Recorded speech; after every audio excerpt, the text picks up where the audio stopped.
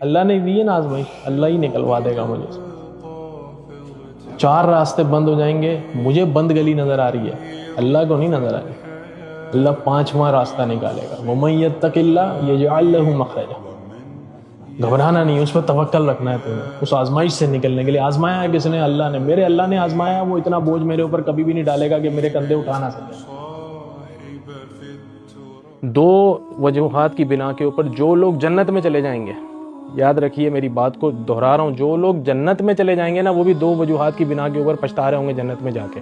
وہ کون سی وجوہات ہیں؟ ایک وہ وقت جو انہوں نے دنیا کے اندر ضائع کیا تھا فضولیات کے اندر، ٹھیک ہے، اگر وہ کام بھی وہ اللہ کی رضا کے لیے کر لیتے، اپنی نیکیاں بڑھا لیتے، اللہ کا ذکر کر لیتے، اللہ کی عبادت کے اندر وہ ٹائم گزار لیتے، یا ان چیزوں کے اوپر اللہ تعالیٰ جس سے خوش ہوتا ہے اس کے اوپر اگر وہ ٹائم لگا لیتے، تو آج بہتر درجے کی جو ہے وہ جنت کو پا لیتے۔ وہ جنت تو اچیو کر چکے ہیں، لیکن اور بھی بہتر درجات ہیں، وہ اور زیادہ بہتر جنت میں چلے جاتے، وہ اور زیادہ اچھے مقام میں چلے جاتے۔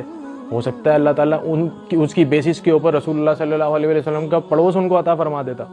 تو پہلی پچھتاوے کی وجہ یہ، اور دوسری پچھتاوے کی وجہ یہ ہے کہ وہ یہ پچھتائیں گے کہ اگر دنیا کے اندر جو دعائیں اللہ تعالیٰ نے ہماری قبول کر لی تھی، وہ بھی قبول اگر اللہ نہ کرتا تو آج جو ہے وہ ساری ہمیں آج کمپنسیٹ ہو جاتی۔ تو آپ کی اگر دعا قبول نہیں کر رہا اللہ، تو آپ کو تو اور زیادہ خوش ہونا چاہیے کہ جتنی زیادہ میں دعائیں مانگ رہا ہوں وہ میرے لیے آخرت کے لیے ذخیرہ ہو رہی ہیں، اور قیامت کے دن مجھے جو اللہ تعالیٰ جنت کے اندر جو ہے وہ ہائی رینکس دیں گے اور اچھے سے اچھا مقام دیں گے، اور انشاءاللہ ہم سب کو جو ہے وہ رسول اللہ صلی اللہ علیہ وسلم کا جو ہے وہ پڑوس نصیب کریں گے انشاءاللہ۔ تو کسی کی بھی دعائیں رد نہیں ہوتی۔ اگر آپ کا مال جائز ہے، آپ حرام نہیں کھاتے، آپ سود نہیں کھاتے، آپ دعا مانگتے ہوئے پروٹوکولز کو پورا کرتے ہیں، سر آپ کی دعائیں قبول ہو رہی ہیں، بس ذخیرہ ہو رہی ہیں، وقت ہے اس کا، ہر چیز کا۔ اللہ بلائیں ٹال دے گا، آخرت کے لیے جمع کر لے گا، یا صحیح وقت کے اوپر دے گا۔ کے اندر اپنے بندوں کو کہتا ہے نا، میرے بندے میرے بندے۔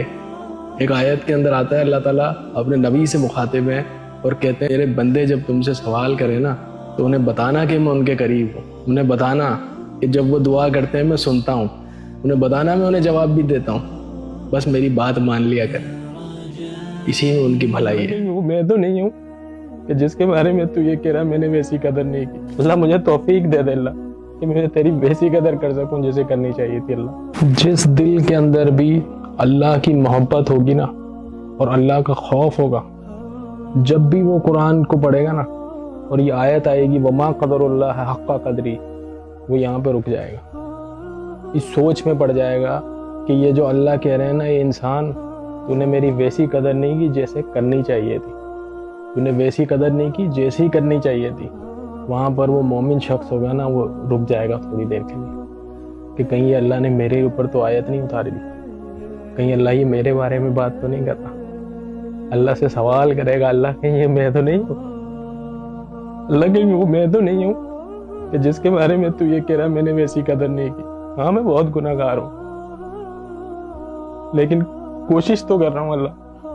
اللہ مجھے توفیق دے دے اللہ کہ میں تیری ویسی قدر کر سکوں جیسے کرنی چاہیے تھی۔ اللہ پورے دن میں اگر آپ ایک بھی دفعہ نبی علیہ السلام کے اوپر، پروفیٹ صلی اللہ علیہ وسلم کے اوپر اگر درود نہیں بھیجتے نا، تو ایک بات یاد رکھیے گا، 3 بیٹے دیے اللہ نے نبی علیہ السلام کو، اور تینوں کے دنوں ان کی زندگی میں لے لی۔